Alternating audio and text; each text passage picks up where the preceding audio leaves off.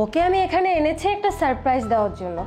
জানো তো আমাদের বাসার বুয়া না দারুণ চা বানায়, খেতে এত টেস্ট। ওয়েট, বুয়া এক কাপ চা নিয়ে আসেন তো। কি রে বাসন, তুই এখানে? মা তুমি এখানে? এই টাইমেই তো আসার কথা। মনি শোনো। জি, আমাকে বলছেন? জি হ্যাঁ। বলুন কি হয়েছে? অনেক দিন থেকে তোমাকে একটা কথা বলতে চাচ্ছিলাম, কিন্তু কিভাবে শুরু করব বুঝতে পারছি না।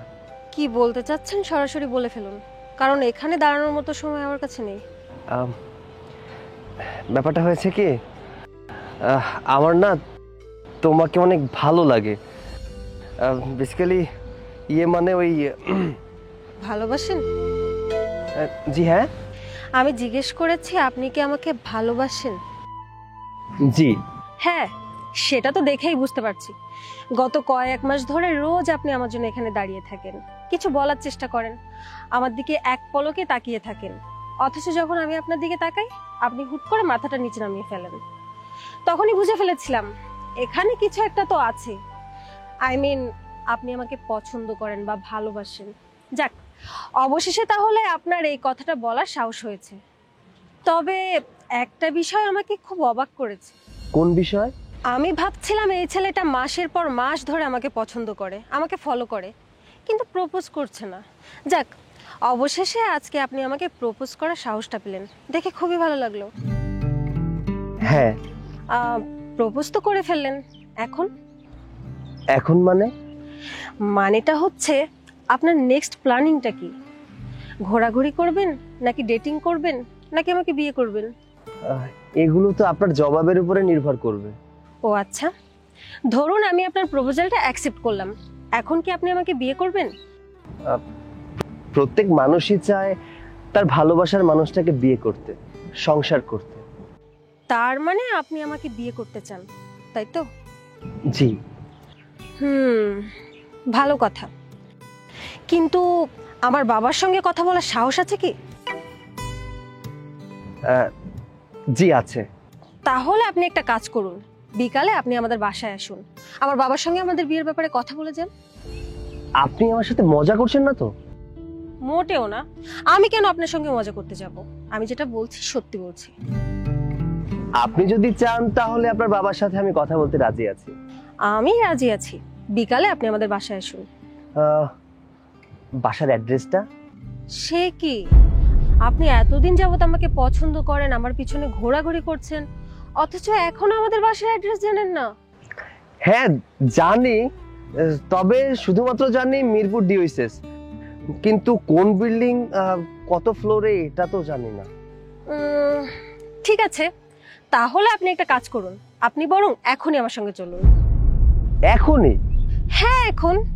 কেন, কোনো কাজ আছে আপনার? না ওই একটা প্রিপারেশনের ব্যাপার আছে না।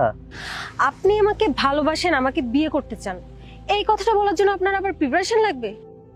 শুনুন, এমনিতেই অনেক লেট করে ফেলেছেন, এখন চলুন তো আমার সাথে। ওমা, দাঁড়িয়ে আছেন কেন, আসুন। আরে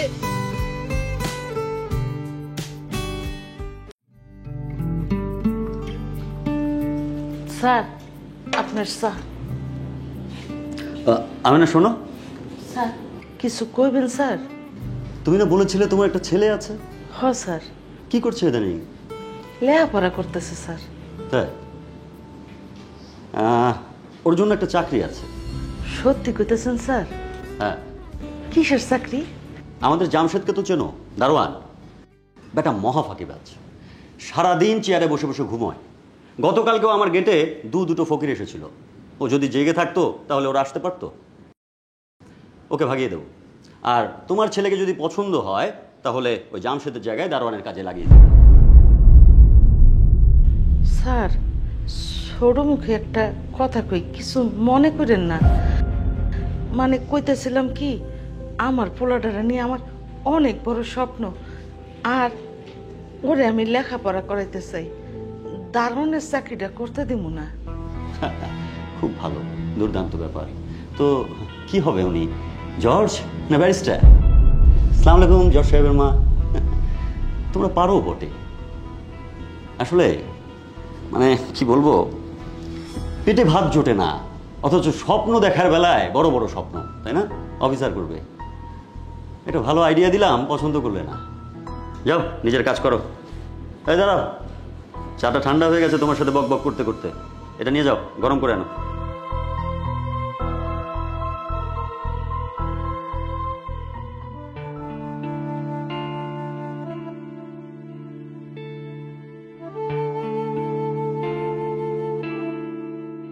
কি রে বাজান, মন খারাপ করে বই আসছস? না মা, তেমন কিছু চিন্তা করছি না। আসলে পড়াশোনা প্রায় শেষ, এখন চাকরি বাকরি নিয়ে একটু চিন্তা ভাবনা করছি আর কি। আমিও চিন্তায় আছি, কবে যে তোর একটা ভালো চাকরি হইব, আমিও ঘরে একটা লাল টুকটুকা বউ আনি। মা, তোমার বৌমা ঠিক করা। তোর কোনো পছন্দ আছে নাকি? পছন্দ করি, বাট তোমাকে এই বিষয়ে আমি পরে বলবো, কেমন? তা মায়ের একদিন নিয়ে আয় না, দেখি। আচ্ছা মা, দেখি আমি ওকে নিয়ে আসা যায় কিনা। চা খাবি? খাবো, তবে চাটা আমি নিজে হাতে বানাবো।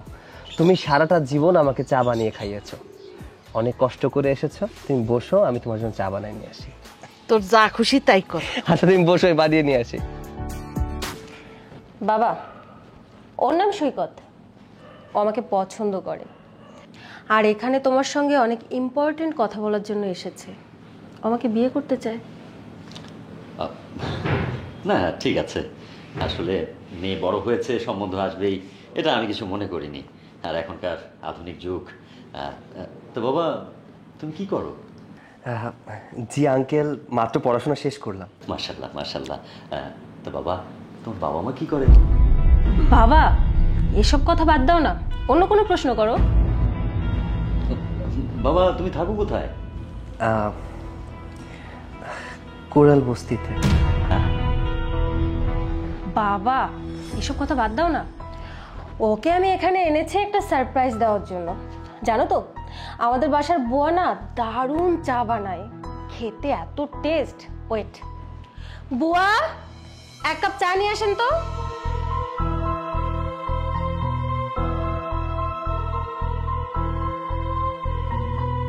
কি রে বাজান, তুই এখানে? মা, তুমি এখানে? বাজার 3 মাস আগে আমার গার্মেন্টসের চাকরিটা চলে গেছে, তারপরে সারা বসে আমি কাজ নিছি। তুই জানলে আমারে কাম করতে দিবি না, তাই আমি তোরে কিছু কই নাই। মানে তুমি একটা কাজের বুয়ার ছেলে, থাকো কুড়িল বস্তিতে, আর তুমি এসেছো আমার মেয়েকে বিয়ের প্রস্তাব নিয়ে? মানে কি সব? আহা বাবা, এত উত্তেজিত হও না। আমি তো জাস্ট ওকে এখানে নিয়ে এসেছিলাম এটা বোঝানোর জন্য ওর লেভেলটা কোথায় আর আমার লেভেলটা কোথায়। এখন তো দেখতে পেরেছিস, তাই না? তুই কিভাবে চিন্তা করলি যে তোর সঙ্গে আমি থাকবো? এটা কখনোই পসিবল না, কারণ তুই হলি একটা ছোট লোকের বাচ্চা। তোর মা মানুষের বাসায় গিয়ে গিয়ে কাজ করে বেড়ায়, আর তুই কিনা আমাকে বিয়ে করার স্বপ্ন দেখছিস। আর শোন, বামুন হয়ে কখনো চাঁদ ধরার চেষ্টা করতে হয় না, এটা মনে হয় তুই কখনো জানতিসই না, তাই না? আরেকটা কথা শোন, আমাকে যে বিয়ে করবে সে হয়তো কোনো অফিসের বড় অফিসার হবে, তোর মতো এরকম ফকির না। খুব বড় মাস্টার প্ল্যান করে এসেছিস, তাই না? তোর মতন এরকম ছোট লোকের বাচ্চাদের এটাই মূল টার্গেট থাকে, একটা বড় লোকের মেয়েকে ফাঁসিয়ে নিজে শর্টকাটে বড় লোক হওয়া। তোদের মতো মানুষকে আমার চেনা আছে, কিন্তু তোর এই ডাল আমার এখানে গলবে না। আমি তো আশ্চর্য হয়ে যাচ্ছি, ওর মা যদি আমাদের বাসায় কাজ না করতো তাহলে তো আমরা জানতেও পারতাম না, আর এই ইডিয়েটটা ষড়যন্ত্রে পা দিতাম। কত বড় সাহস, তুই আমার মেয়ের দিকে চোখ তুলে তাকিয়েছিস। আর একটা কথা শোন, ব্র্যান্ড সব সময় ব্র্যান্ডই হয়। Brand brand brand brand brand, excuse me, brand সব সময় উপরে থাকে না, পায়ের নিচেও থাকে। আর হ্যাঁ, আপনাকে একটা কথা বলি, অহংকার পতনের মূল। কখন আপ থেকে ডাউনে নেমে যাবেন সেটা শুধুমাত্র উপরওয়ালা ডিসাইড করবে, আর কেউ নয়। আল্লাহ ছাড় দেন কিন্তু ছেড়ে দেন না। মা চলো, এই বাড়িতে আর এক মুহূর্ত না। আমি যদি জানতাম তুমি এখানে চাকরানির কাজ করো, কখনোই তোমাকে এখানে কাজ করতে দিতাম না। দরকার হয় আমি তোমাকে রিক্সা চালিয়ে খাওয়াবো, তবুও তুমি আমার সাথে এখন যাবে, কোনো মানুষের বাড়িতে কাজ করবে না। চলো, আসো আমার সাথে। কি রে মা, জামাই কই?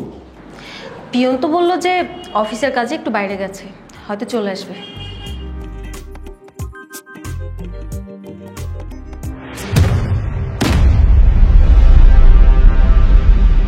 কি রে, তুই এখানে কি করছিস? এখানে তোর কাজ কি রে? দেখে বুঝতে পারছো না বাবা?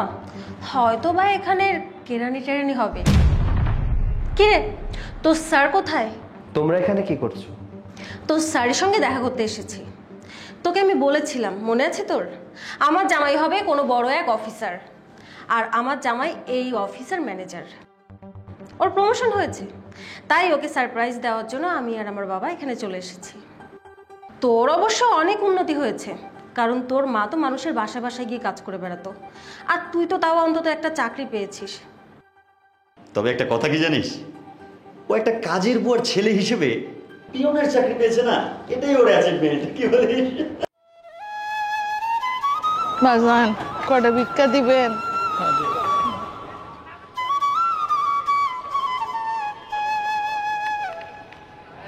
আল্লাহ আপনার ভালো করুক। থ্যাংক ইউ তোমাকে এত সুন্দর একটা ড্রেস গিফট করার জন্য। আমার খুব ইচ্ছা ছিল, ওই যে পুরোনো দিনের নায়িকারা এমন ড্রেস পরতো, তো তাই আমার ইচ্ছা করছিল যে আমিও ঠিক এমন একটা ড্রেস পরি। আচ্ছা, তোমার নেক্সট প্ল্যানিং কি?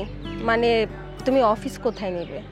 এই তো প্ল্যান করেছি সামনের মাসেই নিব, মিরপুর 11-এ আর কি। দেখি কি করা যায়, কারণ বিজনেস না করলে তো হবে না। ভালোই হয়েছে, আমার বাসার কাছে। বাবাজি কয়টা ভিক্ষা দিবা? আমার পোলার কালকা বিশেষ পরীক্ষার ফর্মের টাকা জমা দেওয়া লাগবো, দাও না কয়টা টাকা? নতুন নাটক, এই যে দেখো না অনেকে আসে, বাবা ভিক্ষা দিবা, আমার ছেলের কিডনি নষ্ট হয়ে গেছে, কয়টা টাকা দিলে ভালো হয়, আমার জামাই পঙ্গু হয়ে গেছে, তার চিকিৎসা করা লাগবে, তাই না? নতুন নাটক, যাই এখান থেকে।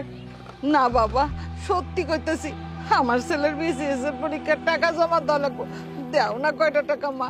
ইস, কি সুন্দর করে মিথ্যা সাজিয়ে বলছে। এই, তোর ছেলে কি করে বিশেষ পরীক্ষা দিতে পারে? এটা কখনোই সম্ভব না। চল যাই এখান থেকে। বাবা কয়টা টাকা দাও বাবা আমারে বাবা। সরে এখান থেকে। মা, এই তুই আমার মায়ের গায়ে হাত দিয়েছিস কেন? ছাড়। মা, কি হয়েছে বলো? এরা তোমার গায়ে হাত দিয়েছে কেন? বাবারে, তোর তো 2 দিন পরে ভার্সিটির টাকা জমা দেওয়া লাগবে পরীক্ষার, এর লেগে ওদের কাছে কিছু সাহায্য লেগে আইছিলাম, আর এর লেগে ওরা আমারে মারলো এরম করে বাবা। মা, তোমাকে আমি কতদিন ধরে বলেছি তুমি ভিক্ষা করতে রাস্তায় বের হবে না, তুমি কেন এখনো ভিক্ষা করো বলো আমাকে? বাবারে, আমার অনেক আশা তুই বিসিএস পরীক্ষা দিয়ে বিসিএস পাস করবি বাজার, এর লেগে আমি ভিক্ষা করতে পারি বাজার। মা, এরকম বড়লোক অহংকারী লোকের টাকা দিয়ে আমি বিসিএস পরীক্ষা দিতে চাই না। দরকার হয় আমি বিসিএস পরীক্ষাই দেব না, তবে এদের মতো মানুষের টাকা দিয়ে আমি বিসিএস পরীক্ষা দেব না। মা বাবারে, আমার যতই কষ্ট হোক আমি তোর বিসিএস এর টাকা জোগাড় করবোই বাবা। এই লিসেন, কি বলছিস তুই? তোর ছেলে বিসিএস পরীক্ষা দিবে? শুনেছ, ওর ছেলে নাকি বিসিএস পরীক্ষা দিবে। তোদের এসব স্বপ্ন না স্বপ্নই থেকে যাবে। আমরা লাখ লাখ টাকা খরচ করে এক একটা ভার্সিটিতে পড়ি, তারপরেও আমরা বিসিএস পরীক্ষা দিতে পারবো কিনা সেই কল্পনায় থাকি। আর তোরা কিনা এরকম ফকির হয়ে এসব চিন্তা ভাবনা করিস। দেখেছো মা, এদের মন মানসিকতা কেমন দেখেছো? আমাদের মতো গরিবদের যদি এনাদের মতো বড় লোকটা একটু সাহায্য করত, তাহলে গরিবের ছেলেরা অনেক বড় হতে পারত। কিন্তু এনাদের ভেতরে অহংকারে ভরা, তাই এনারা কখনো গরিবদের সাহায্য করে না। মা, তুমি চিন্তা করো না, আল্লাহর উপরে ভরসা রাখো, সব ঠিক হয়ে যাবে। আর শোনো, তুমি এরকম রাস্তা রাস্তা ভিক্ষা করবে না। চলো মা, বড় লোকরা কখনো গরিবের কষ্ট বোঝে না, চলো আমার সাথে। হ্যাঁ যান কোথা থেকে চলে আসছে ফকির। পুরো মুডটাই নষ্ট হয়ে গেছে, চলো। চল, সামনের সপ্তাহে আমাদের বিয়ে, অনেক ফকির মিসকিন খাওয়াচ্ছি, তোরও দাওয়াত, চলে আসিস। অনেকদিন তো হয়ে গেল, ভালো মন্দ কিছু খাস না দেখে মনে হচ্ছে, দাওয়াত থাকলো। তোমরা কি সত্যি বিয়ে করছো? হ্যাঁ, আমরা বিয়ে করছি, তাতে তোমার কোনো সমস্যা আছে? আর যাই হোক, এসব রাস্তার ফকির মিসকিনের সাথে কথা বলে কোনো লাভ নেই, আমাদের টাইম ওয়েস্ট করার কোনো দরকার নেই। একটা কাজ করো, তুমি ওকে কিছু টাকা দিয়ে দাও। দেখে মনে হচ্ছে বেচারা অনেকদিন ধরে কিচ্ছু খায়নি, মুখটা কেমন শুকিয়ে আছে। একটা কাজ করো, 500 টাকা দাও আর এখান থেকে চলো। ঠিকই বলেছো, এই যে এটা থেকে ভালো কিছু খেয়ে নিস আর আমাদের জন্য দোয়া করিস। চলো।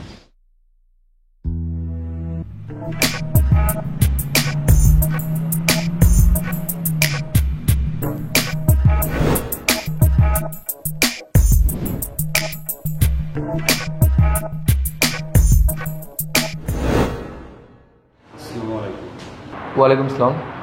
স্যার আপনাদের স্যারের রুমেই গিয়ে বসতে বলছে, স্যারের আসতে একটু লেট হবে তো। ওকে, যাচ্ছি।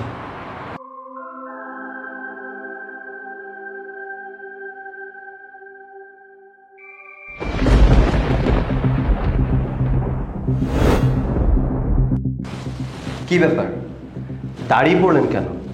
বসুন। আপনাদেরকে দেখলে অনেক চিন্তিত মনে হচ্ছে, দাঁড়িয়ে কথা বলতে পারবেন না, বসুন। তো বলুন, কি প্রয়োজনে এসেছেন? তো তুমি, আপনি এখানে? আপনারা কি এখানে আমার বায়োডাটা নিতে এসেছেন নাকি আপনাদের কোনো প্রয়োজনে এসেছেন? যদি কোনো প্রয়োজনে এসে থাকেন তাহলে সেটা বলুন। স্যার, একটা প্রজেক্টের ডিলের ব্যাপারে কথা বলতে এসেছিলাম। পেপারসগুলো দিন।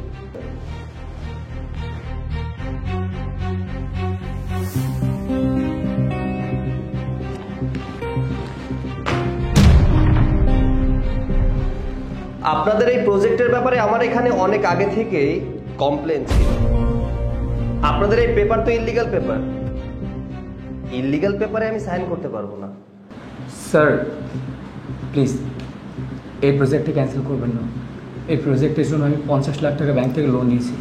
যদি আপনি প্রজেক্টটা ক্যান্সেল করেন তাহলে স্যার আমাদেরকে পথে চলে আসতে হবে। 50 লাখ টাকা কেন? আপনি যদি 10 কোটি টাকাও লোন নিতেন আপনার জন্য আমি কিছুই করতে পারতাম না, কারণ আমার এই কোম্পানি অনেক কষ্ট করে দাঁড় করিয়েছি।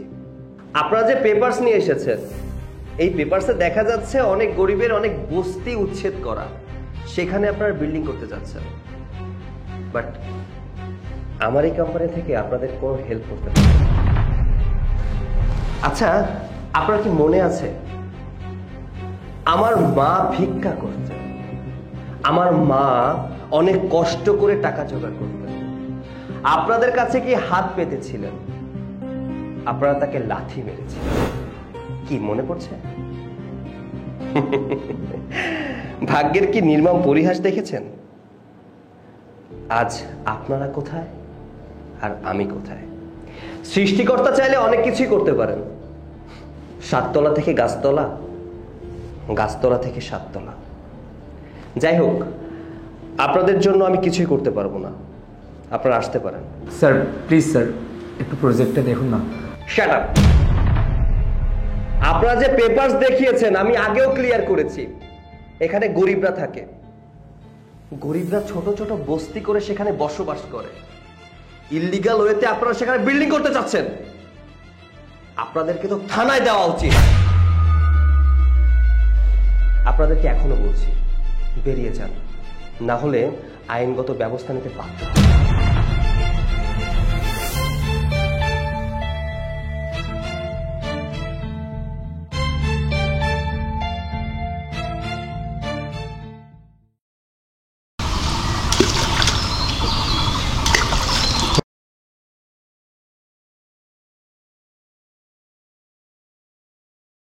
কি রে, তুমি এরকম মন খারাপ তো বসে আছে তো?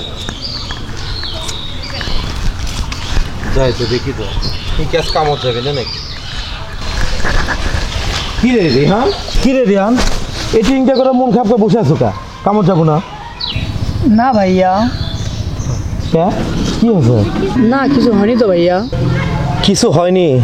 তুই আমার কবর আমি তাই বিশ্বাস কর্ম আমি জানি রে ভাই, তুই যতই না ক তার মানে ওই ম্যাডামের সাথে তোর কিছু একটা হসে, এই কারণে তুই মন খারাপ করে বসে আছিস। কি ভাইয়া, তুমি দেখতেছি এখনো ম্যাডাম ম্যাডাম করতেছো। মন খারাপ করিস না, যতই হোক না কে, উনি হচ্ছে বড় লোকের বেটি, এই পরিবেশে আসলে কখনো থাকেনি তো, তাই জন্যই তোকে এত ছোট করে দেখিচ্ছে। কষ্ট কেন পাবো, কষ্ট তো তুমি পাচ্ছ উনির কথাই। মেজো ভাইয়া তো নাই বাসায়, মেজো ভাইয়া যদি বাসায় থাকতো মেজো ভাইয়াকেও ছাড় দিত না উনি। দেখ ভাই, তোকে আমি কই কি, তাই তুই উনির কথায় কষ্ট পাস না। ম্যাডাম যদি এগুলো ইচ্ছে করে করে আর তো পরীক্ষা করার জন্য যদি এগুলো করে। তুমি এটা কি বলো ভাইয়া? হ এমনও তো হবার পারে আমাকে পরীক্ষা করিচ্ছে, আমাকে ধৈর্য দেখতেছে। আর তাছাড়া ওনার বাবা তো আর তোর সাথে ইচ্ছে করে বিয়ে দেয়নি। না ভাইয়া, এমনটা হতেই পারে না। আর তাছাড়া উনি খুব ভালো করে জানে তুই ছেলে হিসেবে ক্যাঙ্কা, ওটা আমি করার পারবো না। তবে দেখা যাক না কি হয়, আর তো বেশি দিন নাই, উনি তো চলেই যাবে।